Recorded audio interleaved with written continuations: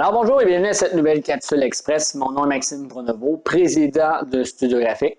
Aujourd'hui, le sujet du jour, pourquoi faire confiance à une agence marketing plutôt qu'engager à l'interne?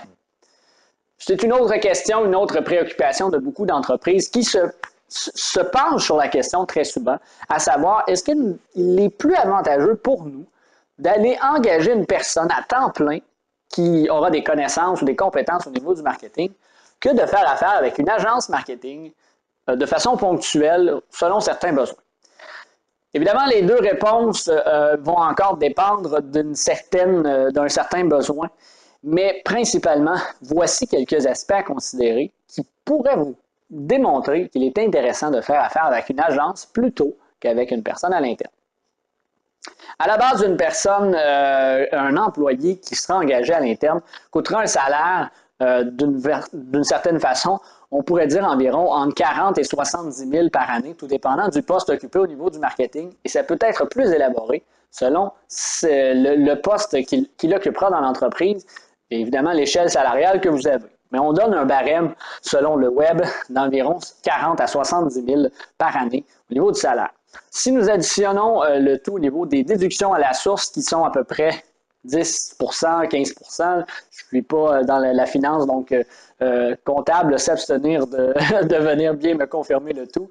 Vous comprendrez que les déductions à la source seront un certain pourcentage, donc peut-être un 4, un 5, un 10 000 $ de plus au niveau du salaire qui seront payés par l'entreprise. Donc, on parle d'environ un 50 à 80 000 $ par année que l'on va rémunérer une personne attitrée à un service précis dans l'entreprise.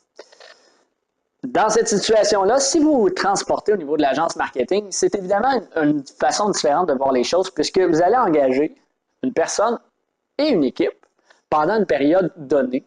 Et lorsque le tout sera complété, vous n'aurez plus à faire affaire avec cette personne-là dans une certaine façon, jusqu'au prochain projet.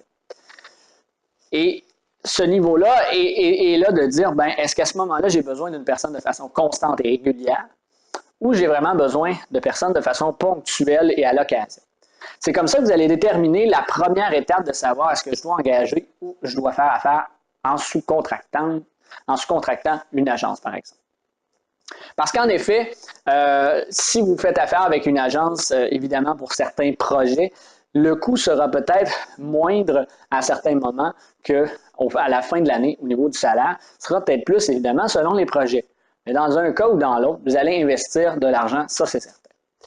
Un autre aspect à considérer dans le choix, si on y va à l'interne ou à l'externe, c'est qu'évidemment, l'agence marketing vient avec une connaissance régulière. C'est le domaine qui est constamment utilisé par l'entreprise. L'agence marketing se réfère à beaucoup de ressources nécessaires, fait des formations, se concentre, étudie beaucoup constamment les nouvelles technologies, les nouvelles façons de faire. Donc, vous engagez finalement une personne qui est toujours techniquement au goût du jour, au goût de ce que vous avez besoin et au niveau des goûts des marchés. Donc, c'est sûr que vous n'engagez pas aussi une seule personne. Souvent, une équipe marketing va venir une agence marketing va regrouper plusieurs services, plusieurs aspects, tandis que si vous engagez, par exemple, une personne au marketing et que vous avez besoin d'un peu plus de création graphique, vous devrez quand même sous-traiter au niveau du graphisme, au niveau du web, ainsi de suite. Donc, de cette façon-là, c'est de considérer que les besoins qui vont être des besoins connexes à votre projet. Parce qu'évidemment, vous n'aurez peut-être pas engagé seulement une seule personne, mais d'avoir des frais pour soit engager une deuxième personne ou soit sous-traiter au niveau du graphique, au niveau du graphisme, au niveau du web, peu importe. Donc, c'est important de considérer cet aspect-là. Et comme troisième point que je dirais qui peut être avantageux pour une entreprise de faire affaire avec une agence, c'est qu'évidemment, l'agence va apporter une vision extérieure de votre entreprise.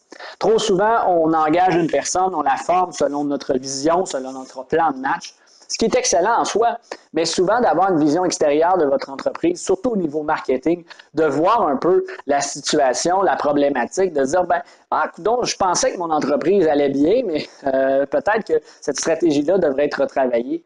D'avoir une agence qui va vous permettre de voir cet aspect-là et de vraiment vous diriger dans les bonnes choses va être encore plus avantageux et plus rentable. Peut-être que oui, vous allez peut-être débourser des sous, mais ils seront beaucoup plus avantageux à ce niveau-là.